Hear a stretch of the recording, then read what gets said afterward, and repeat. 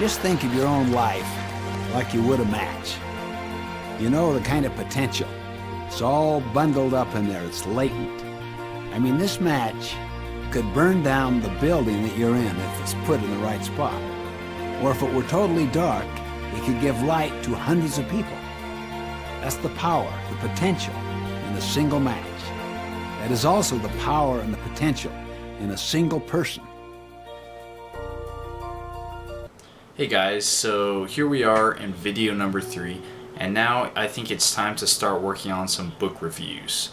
So, what I'm reviewing today, 7 Habits of Highly Effective People by Stephen Covey.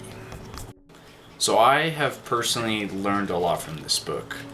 It was published in 1989, and it's kind of a self-help book, but I think it's very useful because the principles that you learn in this book apply to anything you're trying to do. And what's really cool about it is it's based on principles and not just opinions. So I'm actually going to split this video into 2 parts just for the sake of length. There's quite a bit to cover in this book, and I want to cover some of the main points more in depth.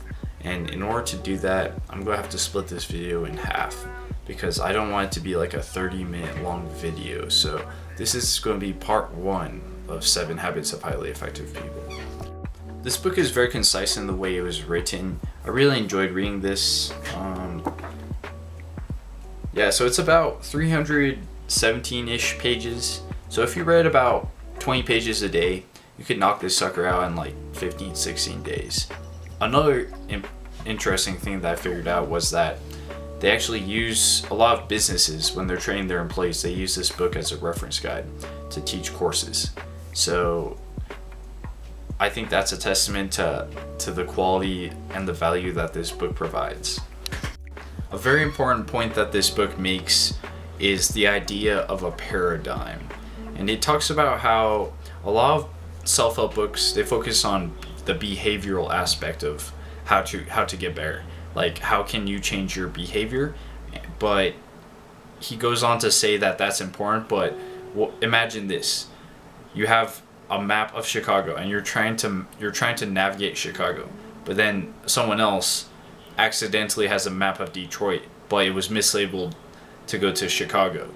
And so the person who has the correct map or paradigm of Chicago is going to be more effective at navigating through the city than the person with the false map, the false paradigm. So it's important to examine your paradigms that you base your actions on regularly, because that will determine how you act and the direction that you move in. This idea applies to quite a few things. It really explains that 2 people might have different paradigms about the same situation. So because you have different paradigms, you might perceive the same problem differently. And so it's important to understand that not everyone sees the world exactly how you may see it, and perhaps your paradigm is flawed or perhaps their paradigm is flawed, but having that understanding that a paradigm is not always correct is pretty important. For example, a flat earther would probably not agree with a quantum physicist, because the flat earther is like, oh, well, the earth is flat, it's all conspiracy theory, all those pictures of space, it was all conspired by the government. The quantum physicist would be like, no, we have satellites, we can see the curvature of it, we can prove that the earth is round with pictures, with math. And so obviously these 2 people would not agree because they have different paradigms of the shape of the earth. And so it's important to realize that other people might think of things a little differently than you, or they might have just different ideas, and your underlying ideas and paradigms really affect how you act and how you will approach a problem. So habit number 1, be proactive. And I'm not talking about that Zit cream from like 2013. Hey guys, Justin Bieber here. There are some things that just come with being a teenager. Your feet grow like crazy. I can't stop that. The hormones kick in. I don't want to stop that. And then there's zits. I can't stop that. That's why I use Proactive. Because there's no way I'm going to let a bunch of zits get in my way. Hell yeah, don't let those nasty zits hold you back. Maybe if I bought Proactive, then I would be as cool as 2013 Justin Bieber. It's so funny the way they marketed that product. So you can either be proactive with your life or you can be reactive. It's basically either being on offense or defense with life. If you're reactive, then you just react whenever life circumstances happen to you. You just react and you tend to be more of a victim because you're not taking control of things. Versus being proactive, you're on the offense. You're actually taking control. You're acting like you're looking into the future, and you're acting proactively and you're acting preemptively towards to prevent any issues or to accomplish goals rather than just doing the bare minimum, which is basically what being reactive is. It's more about just controlling what you can control instead of worrying about what you can't control. So like control the controllables. Being proactive is kind of just focusing on seeing what you can do with where you're at. It's not focusing on the gigantic like problems that are unsolved. It's more like, oh, what can I do here today in my house when I wake up, like as I go about my day. Imagine that you're working a job and you're in an office setting. A reactive person is just going to show up to work. He's going to do the bare minimum. And then he's going to go home and not really not give very much thought to his job. A proactive person might be a person who going to this job might, okay, all right, well, here's opportunities here. Let me network with all the people in the office. Let me get to know each of these people and start building relationships. Let me start planning goals let me set priorities. Let me make to-do lists. Let me organize my office space. Let me try and add as much value as I can to this company. And the difference between these two people, the proactive and the reactive, is that the proactive is actively thinking. The reactive person is just reacting. He's only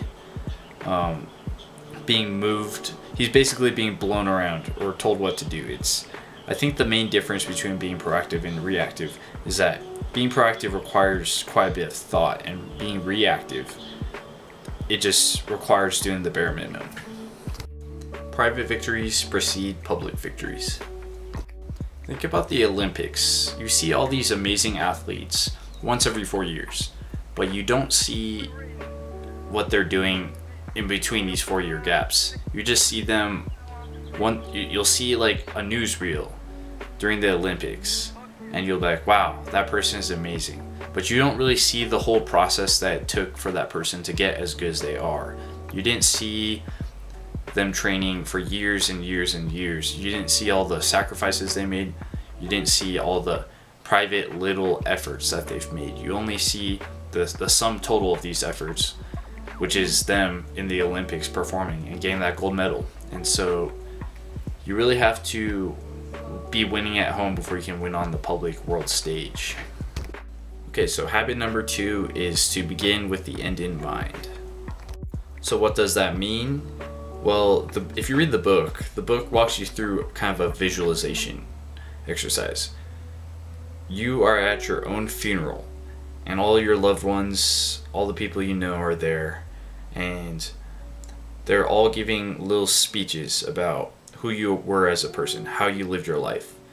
And it really makes you think about what fundamentally is important in life, and it helps you narrow down what the main things in life you should be pursuing are. I think that internalizing the fact that life is just this very temporary thing, that we only have so many years to live our lives, really puts things into their proper perspectives. I find that it's very easy to get caught up in a lot of things, to live your life based off of what other people want for you, what society wants for you, and just knowing that we only have one life to live will help you to live the life that you actually want to live. And so that's kind of what Habit 2 is about.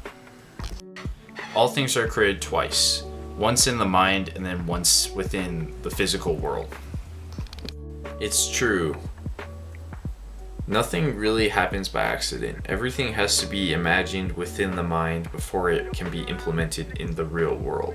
For example, I work at the parks department, and I've realized that I've taken the way parks look for granted, because it's a lot of work to maintain the parks. You have to edge the parks, you have to mow the grass, you have to pull the weeds, you have to trim the trees, you have to repair the sprinkler systems, otherwise the grass will turn yellow. And it really does take a lot of conscious effort to create a nice, beautiful green park. And so the same thing applies to most everything in life. Unless you're talking about nature, most things that are man-made have to be created within the mind first. Even the process of making these videos, this is my third video, but it takes quite a bit of mental energy just to create a video, because I have to think of the idea, what do I want to make this video about, how do I want to structure it, what kind of music do I want to put in it, how do I want to edit it, how much time each day do I want to dedicate to making the video. And so it's a big process, and I guarantee you it's taken me more time to make this video than it has for you to watch this video. And I think that applies to pretty much everything within human society. Habit number 3, put first things first. So this builds off of Habit 2 quite a bit. Once you've found those most fundamental things that are most important to you in your life from Habit 2, then you have to start applying, working towards those things within your daily life. What Habit 3 is all about, it's all about just prioritizing things and figuring out what is important, and then actually putting forth the effort and the commitment to dedicate yourself to these important tasks rather than the unimportant. And it's also balancing stuff that you don't have to do immediately, and that's where being proactive comes in.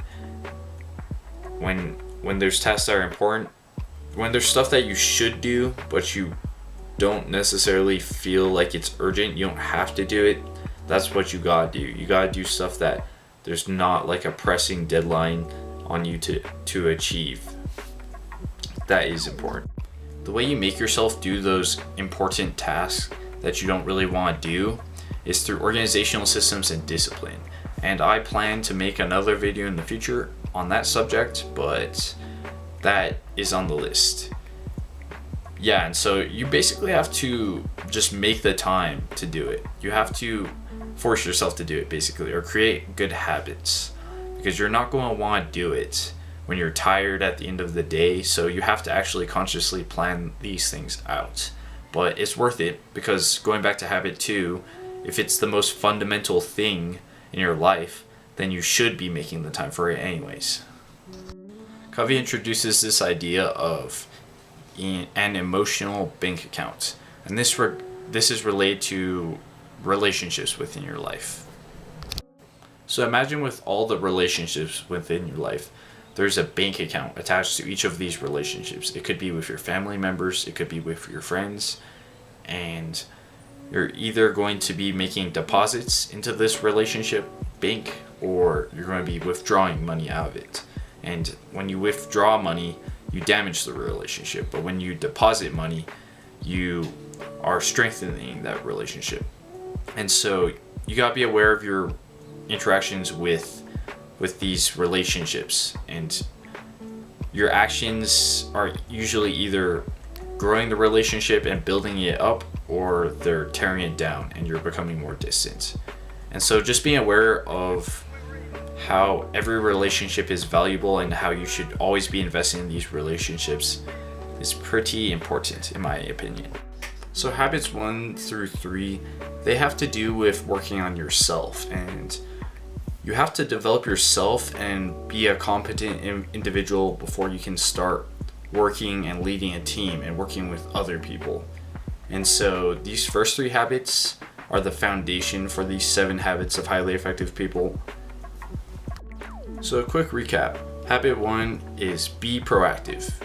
Habit 2, begin with the end in mind. And habit 3 is put first things first. Alright guys, thanks for sticking around. All I really have time to cover in this first video is habits 1 through 3, but I do plan to make a second video covering habits 4 through 7.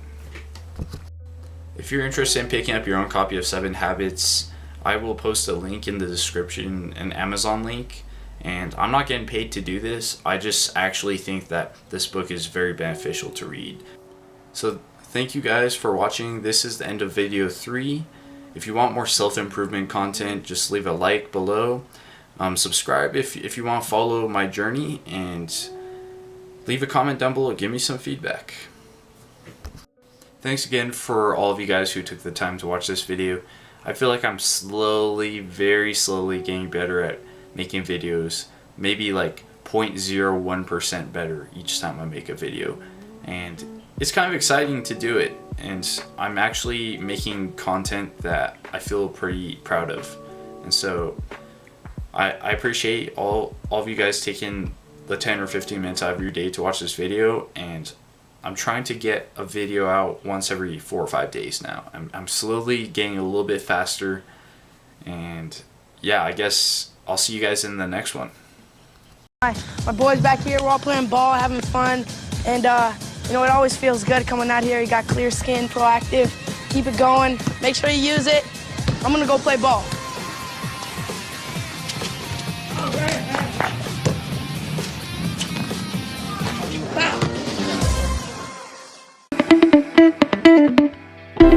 I lose myself in these city nights.